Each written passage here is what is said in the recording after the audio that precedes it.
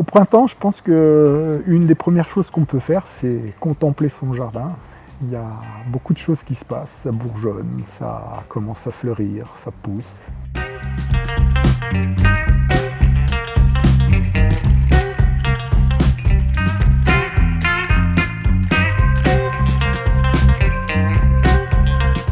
On va partir du principe que quand l'herbe fait 10 cm, on la coupe à 6.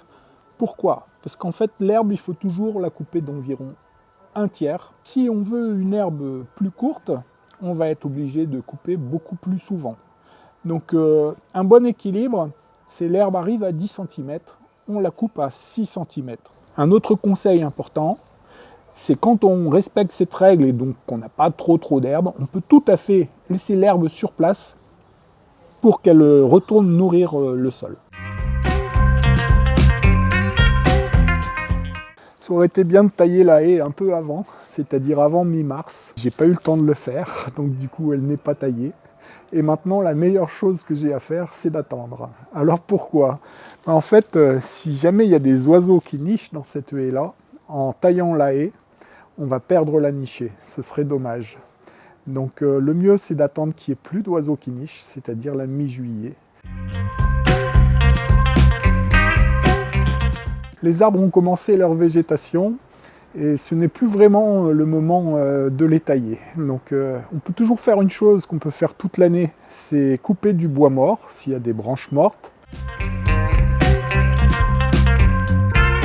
Le principal conseil, c'est que quand on arrose, il vaut mieux le faire peu souvent, mais massivement, plutôt que très régulièrement. Si on arrose très régulièrement une plante, elle va avoir tendance à développer son système racinaire en superficie. Et cette zone superficielle, ça sera la première sèche si vous partez en vacances 2 ou 3 semaines. Donc il vaut mieux arroser par exemple un plant de tomate une fois par semaine avec un arrosoir entier, plutôt que de lui donner 1 litre d'eau tous les jours. Si vous paillez, vous aurez moins besoin d'arroser. Certains disent que quand on paille, on a besoin d'un arrosage sur 2.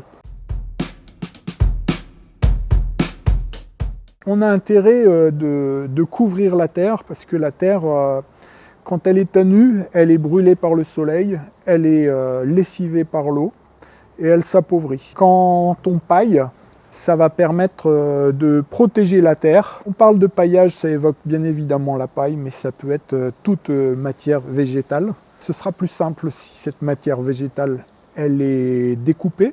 Donc du broyat par exemple, ou de l'herbe tondue. Attention avec l'herbe tondue, il ne faut pas en mettre trop. Ça peut être aussi un paillage minéral, des ardoises par exemple, des morceaux d'ardoise, des jolis cailloux. On peut planter ce qu'on pouvait déjà planter avant, en mars et avril, comme petits pois, salade, et les haricots. Puis au mois de mai, c'est aussi un bon moment après les seins de glace, donc le 11, 12, 13 mai, pour planter les plants les plus fragiles. On considère qu'il n'y aura plus de froid après. Jardiner, c'est s'accorder avec la nature.